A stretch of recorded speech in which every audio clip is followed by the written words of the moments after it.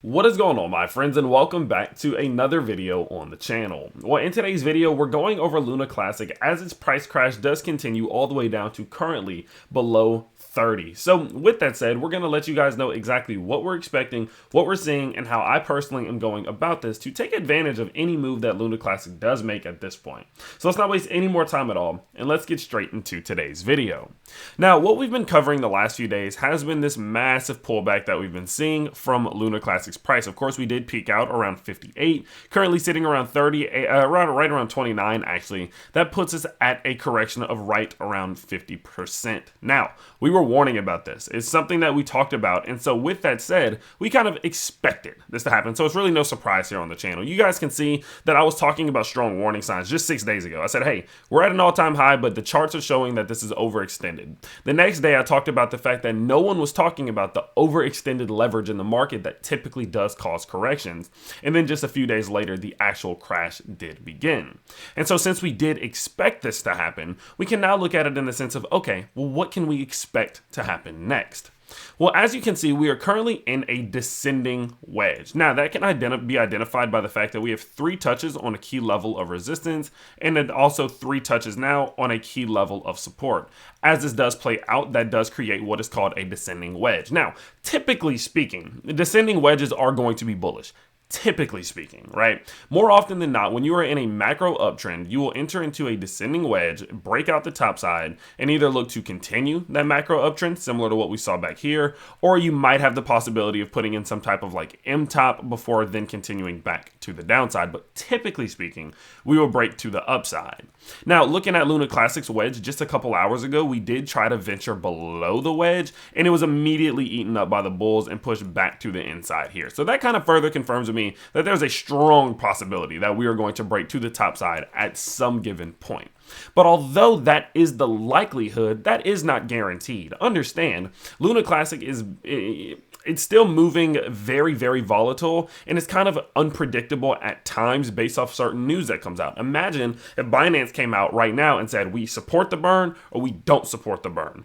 Either one of those sends it parabolic in either direction. And so completely basing a purchase right now just because we're in a bullish pattern wouldn't be the smartest of things, in my opinion. What I personally would rather be doing is looking at this from a bullish scenario and a bearish scenario. So I know, okay, when can I start to short this thing, expecting the price to continue? Or when can I start buying more, expecting that some type of growth will come and the odds are more in my favor? Okay, so let's talk about the bullish scenario first.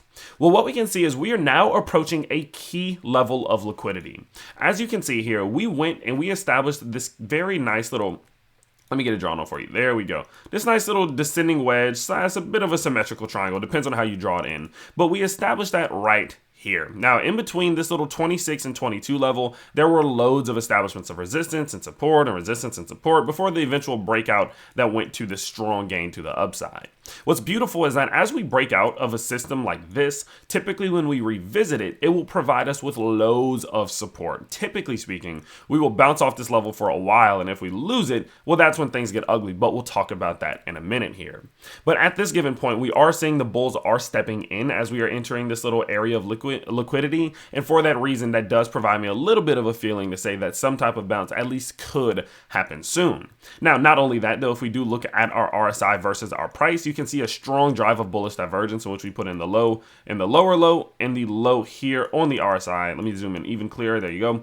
And we put in the low and the higher low on this 4-hour RSI. And so for that reason, if we do start to get a bounce at any given point, it just goes to show that the bulls are stepping in from this bullish divergence as we do enter this point of liquidity. And that could be a fantastic sign to show that we could get this strong bounce to the upside relatively soon here.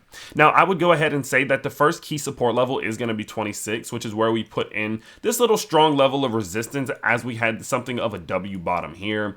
And as we are retesting it, you guys can see, of course, that the bulls are stepping in quite significantly. But I would say even if we lose 26, we can go all the way down to 22 before I genuinely start getting concerned. So definitely be looking for some type of bounce off any of these levels here. Now, if we do get that bounce, again, we're talking about the bullish scenario here. What I'm waiting for is I at least have to see the breaking above this green line or resistance. I do not understand the reason why people accumulate while we're in descending wedges. You are literally guaranteed to go down until you break this level. You're guaranteed to go down. Until you break this level, you will not go up. So why are you buying while you're below that level? It does not make sense to me. And so for that reason, I'm waiting for the breakout of this line and the clearing of 37. That is the point in which I personally believe that Luna Classic is now in a system in which it could go up to 50 or even back up towards 60. I always do a two-step confirmation. I want to see the breaking of resistance and the clearing of the most recent high. Once those two obstacles are cleared, there are very little obstacles in the way from being able to continue to the top side, because there are times where we'll break out to the top side, then we'll run into resistance here and then start to look to continue back down. We don't want to see a fake out here. We want to see a pure breakout, which looks like us clearing 37 and then continuing. So if we do break 37 at any given point, that is when I would be looking to go long. Now, I do believe this is possible. At least we can look at the daily RSI. You can clearly see this divergence that's forming, in which we had the low and then this low. We've put in the lower low on the RSI and we're still at a higher low on the price, which just says there is still bullish divergence in these charts to say that a bounce could happen at any given point. Remember, the moment that I start doing these trades, I will be doing them all through BitGet. They are the best exchange in the world. I talk about them in every single video because I truly do believe that. They are currently offering up to $4,000 for any of you who do sign up and complete the deposit tasks, as well as the best trader in my community gets up to $1,500 a month. And they are also doing $300,000 being split out amongst new users, plus 100 million Luna Classic to be split as well. So they are supporting Luna Classic, and that's just another reason to support them. So go check out the link down below and let me know what you think. Now, let's talk about the bear scenario, right? I always like to talk about the bullish scenario because I do believe there are still gains to the upside to be made, but you cannot ignore the fact that this thing is very volatile and could very well continue to the downside. I don't have a bias on this, okay? I don't want to say I don't care what happens, but I'm more focused on how can we make gains no matter what happens. So what I'm looking for at this point is I'm not going to be opening up any short trades while we are above or within this level between 22 to 26. I do not think it's a good idea because, again, this is going to serve as our strongest chance of getting a bounce back to the upside. And so while we are approaching it, I don't like the fact that at any given point we could see a strong push like this and any of my short trades would be absolutely destroyed. But if we are to lose this 22 level, you can see there is an extreme lacking of liquidity between 22 and 16, which is a fall realistically of over 27%. Whenever we go straight up through levels to the top side, we will usually go straight down through those levels to the bottom side. So if at any given point on the 4-hour close we lose 22 and we get maybe like even a failed retest or something like this, I will be shorting between 22 and 16, expecting the price to continue all the way back to the downside. So I personally, again, would not be opening up any short trades while we are above or within this little level of liquidity here, because this is, again, our best chance at seeing some type of push back to the upside. But the moment we lose 22, that is when I would start to look to short back down to some of these lower levels of liquidity, maybe as low as 15. Okay, so with that said, that's going to be about it. I think it's more likely that we do get a bounce at some given point relatively soon, even if it's back to go retest some of these higher highs before sideways trading or slowly pulling back to the downside.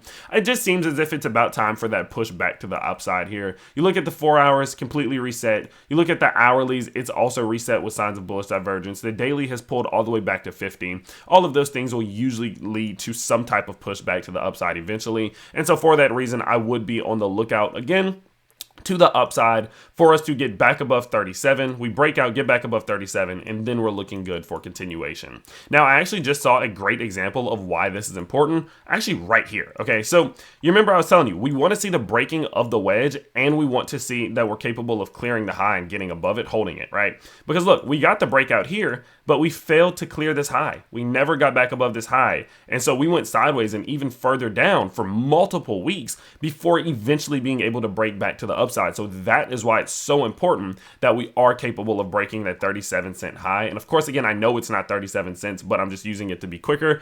That's why it's more important that we break 37, we break that high, and then we're looking good for continuation to the top side. So of course, do stay tuned. I wouldn't pay too much attention to Luna Classic right now, as it's probably going to take a little while for us to clear this wedge. So it might be best to just turn on an alert on your resistance, turn on an alert on your support, and just wait for this breakout. But personally, I wouldn't be doing anything while we're above or within this level, but below this resistance. Okay, so with that being said, that's going to be the quick update for the day on Luna Classic. Now, before I do hang up the video, I do want to just talk about Luna Classic for a second and my opinion on it, because I think a lot of people are getting it a little bit taken out of context. Okay, so when it comes to my channel, at this given point, my channel is solely focused on how can we make gains no matter what the market's doing. I've kind of shifted my attention to how can we trade, go long, go short, or, pick up some different strategies for dollar cost averaging in order to make gains in crypto no matter what, if we're in a bear market or a bull market. Luna Classic has been offering us many opportunities to see hundreds of percentages in gains. Matter of fact,